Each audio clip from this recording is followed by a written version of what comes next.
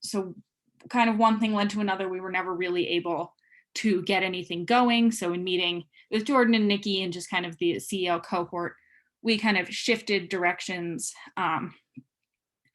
and made this into a peak inquiry program. So I've been working to kind of document all of the work that I had been doing, what I did, what I had wanted to do, what kind of where it stands now, in a way that hopefully come fall, another student can kind of jump right in, hopefully not face the issues of access to documents or organizing a public event. So kind of working to leave it that way. Obviously not what I had hoped, but still kind of a way to continue the work, and has been helpful for me in kind of learning how to kind of share knowledge. And this is what I've done and kind of prepare to pass it on. So I was able to kind of bring in some students to help with different parts of the project. You know, I got some experience advertising it, and now I've kind of compiled this document. I'll hand it off. We've talked to the history department, see if they have any interested students, and just kind of working to make sure that even though I'm leaving, Pikes Peak Justice and Peace will have the resources that they need, and that also that the relationship between the CCE and CEL and Pikes Peak Justice and Peace won't kind of die out as I leave, that hopefully another student will be willing to kind of jump in and kind of pick up where this left off.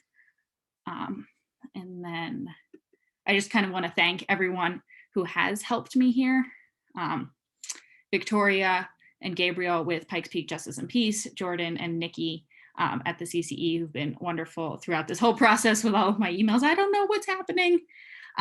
So I just want to thank them. Some of the students I've gotten to work with, Jesse Randall at the library, who has also dealt with a lot of my panicked emails of what do I do with this, as well as CC History, and I'm also a journalism minor, and the experience that that has given me.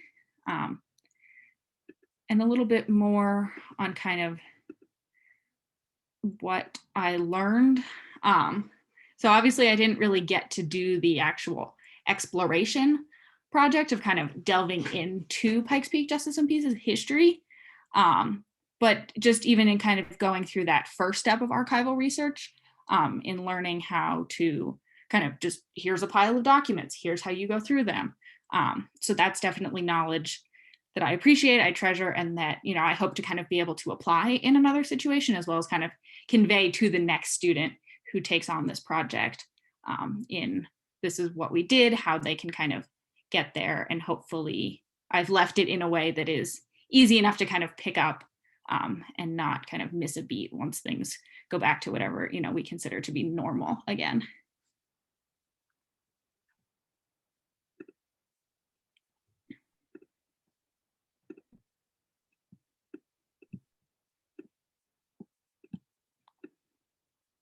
You all wrapped up, Arielle?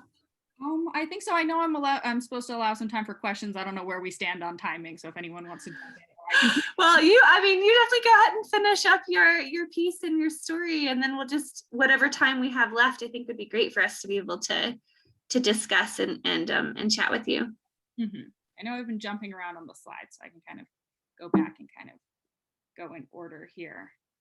So yeah, I'm history, political science major, journalism minor. So this was kind of supposed to be a way for me to take kind of my history knowledge, kind of research journalism, and looking at kind of news articles, and just kind of research experience, putting that all together. That was kind of the hope, as well as, you know, some event planning experience, hopefully kind of theoretically getting everybody together at some point, but we weren't able to do that. And then, yeah, this kind of came as a collaboration. I think at some point, Victoria had reached out to Nikki and was looking for someone, then I got in touch with them. So it was kind of a nice collaborative, looking for a student. I was interested, kind of the right timing, kind of at the beginning. And then of course things fell apart a little bit. But overall, very grateful for the relationship. I'm sorry Gabriel and Victoria couldn't be here, but I'm sure they are off saving the world at the moment. And then, yeah, so then this is kind of my way of, I've been talking to Jordan a little bit about like knowledge and like institutional memory, and like, you know, as I graduate, not taking something with me in a way that then limits the capacity of anybody else, you know, and wanting to also continue to work with Pikes Peak Justice and Peace. So hopefully working through the Peak Inquiry Project can draw a little bit of attention to it, engage some more students, kind of continue to foster that relationship. And then at the end, hopefully more CC students will get the experience of working with them, kind of doing that archival work. And then also at the end, Pikes Peak Justice and Peace will have a nice project of their history that hopefully will be physical in some way, of having the old Active for Justice, their newsletter, along with some displays of more recent things. So hopefully have some kind of tangible outcome that even at the end of the project they can still have to either share or reflect on. And it'll probably ultimately be up to the students and the Pikes Peak Justice Peace at the end of what ends up happening, who gets to keep it. We were talking about maybe having it on campus, maybe having it off campus. Those will all be kind of up to the next student who gets to work on this project.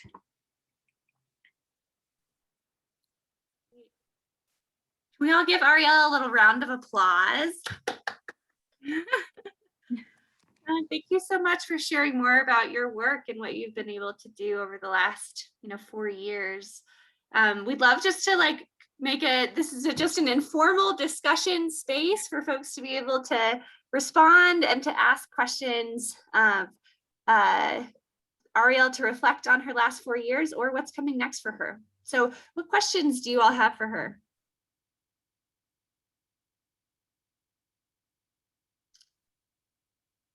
Jillian, go ahead. First of all, you did a wonderful job, and I applaud you for taking this step, even with COVID being so difficult. I was just wondering how you, I guess what specifically are those steps for making sure that, I guess you talked about like not taking something with you that you can't pass on to other students. Like what exactly does that look like, and how could another student continue the project, like in your vision of this? Mm-hmm. Yeah, so far that's been just kind of creating just one typed up document of kind of the background, what I had done, what we initially had envisioned as taking place this semester, and just kind of information about the documents and what to expect when somebody is able to kind of get their hands on them, as well as trying to have as much contact information. So I have my information there, everybody at Pikes Peak Justice Peace, the CCE. So just trying to have the next person kind of come in, be able to just kind of read through and then kind of know what their next steps will be, which will probably be getting in touch with Pikes Peak Justice and Peace to introduce themselves, kind of evaluate the plan, see if there's anything that they want to do differently, and then kind of beginning that process of contacting special collections, making a time to go to the reading room, and actually starting the research if this is the direction that they choose to continue with the project.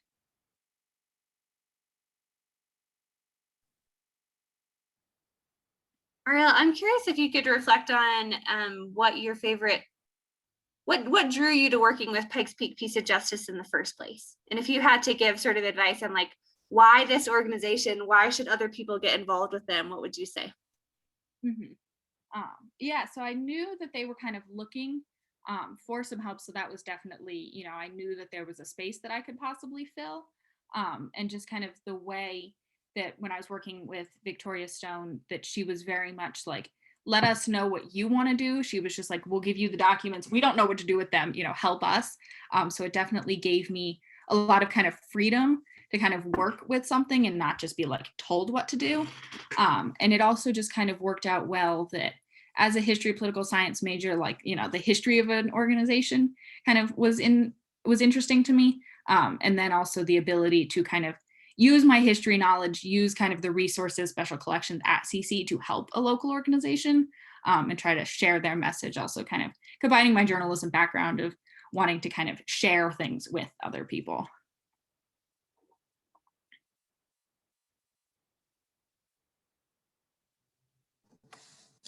Arielle, what would you say was, two-part question, the trickiest and the best part of this project, minus COVID? So forget about the last year. I would say probably at the beginning, the trickiest part was just kind of figuring out what to do. I knew I wanted to kind of bring a couple of other students in. So I was making flyers, thanks to Richard for kind of helping me get the flyers, reserve some space at the CCE, and just kind of sharing the message. Scheduling on the block plan is a nightmare. So trying to get students to come, try to explain to them what I thought we were going to be doing before we even really knew. So that was definitely a challenge, just kind of getting started. And then kind of the best part was really just kind of those evenings when we were in the CCE, just going through and just kind of being able to open things, of course, trying to be as careful as possible and just kind of almost being the first people in 30 or 40 years to see some of this material and know that kind of our decisions were going to kind of dictate what would happen next. So that was just, it was really exciting to kind of get that like archival research and then also just facilitate helping the CC library kind of acquire some documents, that are local to the history, and knowing that now they will be there for anybody who needs to access them for some reason.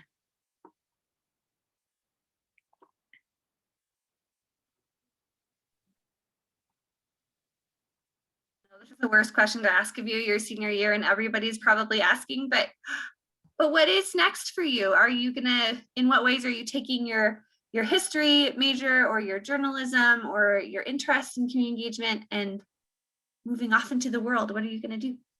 Mm-hmm. Yeah, so I'm finishing up my history thesis, so that's kind of the next step towards graduation. But I'm kind of stepping away from the history side of things, more into journalism and writing. I work a lot with athletics and sports, so looking at kind of pursuing that career path and going kind of into communications and storytelling, and kind of on behalf of a different type of organization, doing some writing, kind of helping share their work and story. I was just actually texting with a friend earlier about some possible kind of volunteer engagement opportunities with high school students as we're all kind of preparing to scatter. So trying to find out kind of how to engage in our kind of new homes. But yeah, this has definitely been a very valuable experience in kind of coming into an organization that already had something going, working with them to kind of develop a project, utilize my skills and kind of match it with what they need, working with others. And then again, kind of some of the other work that I've been doing are different kinds of internships. So kind of preparing to step back and kind of hand things off and make sure that I learn something, but also that the organization that I'm leaving has benefited, but will continue to benefit even though I will be leaving.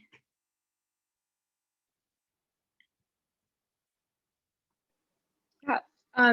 Just going back to your research for a second, I'm curious to know if at any point, like anyone at the Peace and Justice League or you or just, yes, people in general felt any hesitation placing these documents in the hands of CC, because previously CC has been seen as like a gatekeeper of knowledge in the community. And I know that's exactly why the CCE exists, is to prevent that from occurring. But at any point, was there a concern that if these documents were moved to CC, they would be less accessible to the greater community? I think in a sense it was kind of a transfer that, at a time it was like, well, do we want to kind of hand these documents over so they're not, in Pikes Peak Justice and Peace's archives? But I think at the end of the day, it was kind of trying to help Pikes Peak Justice and Peace share their message a little bit more broadly. So having those documents available kind of in a research library. And it was also kind of a practical matter. If they were moving buildings, had these documents not been given anywhere, they may have just been lost. So yeah, it does kind of become a concern, especially that they're part of special collections. One idea was to possibly work towards digitizing some of these. We had talked a little bit with ITS about like getting a camera or scanning, but of course that is a large project in and of itself. So that would be kind of ideal, would be to have everything online, so that CC, but kind of anybody who has access can get them online. But I think at the end of the day, it just kind of came down to being able to preserve them somewhere and at least keeping them in Colorado Springs, having special collections, and not either risk losing the documents or having them off somewhere where they really don't have any connection to the area. And especially there have been some other kind of connections. I'm forgetting its proper name, but on Martin Luther King Day, Pikes Peak Justice and Peace usually hosts kind of an event on CC's campus. So there are definitely some other connections between the organization and the college that can kind of all be connected and, you know, help kind of further that connection.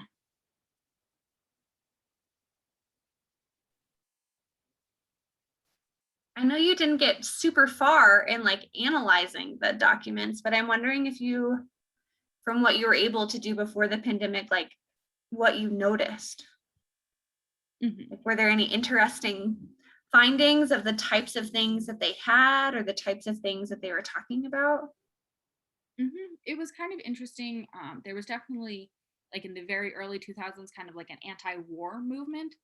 So it was kind of interesting to track kind of their involved, like different issues that they were involved with alongside of kind of national trends. And it's also kind of, it's a generally small organization. So it was definitely powerful to just kind of see this small group of people. There were a couple of times we came across like board meetings, like that had people's names. So that definitely kind of helped like humanize the work. But was just kind of powerful to be like, oh, these people, like they were actual people who were doing work in the community. And just kind of be able to see that or just find little bits of it. You know, and the big goal was to kind of share that, but at least to kind of recognize that story and kind of be able to have it in a way that then can be shared in some capacity. I love the idea of being able to just like recognize the people who came before you and like the legacy that you're the foundation from which we start is not from ground zero, you know, that we are building on the work of others for all of human history, really, and like making social change. So that's really cool. Well, I just want to say thank you, you know, for all of your work and for, I think somebody mentioned this earlier, but actually like stepping up and being proactive about wanting to see your work continue and to lead the legacy at the organization and at the college, rather than just sort of like throwing your hands up in the air with a pandemic, which I think would have been very understandable and a lot of people did. But appreciate your energy and like perseverance there, I think, in continuing your project. So congratulations for wrapping up at CC and the Community Engaged Leadership Program. And thank you for your time today. Everybody, y'all are welcome to go ahead and switch into another room. I actually don't think you have to go back to the main space. I think you can just click on the breakout room and then see them, but can y'all see the other ones that you can join?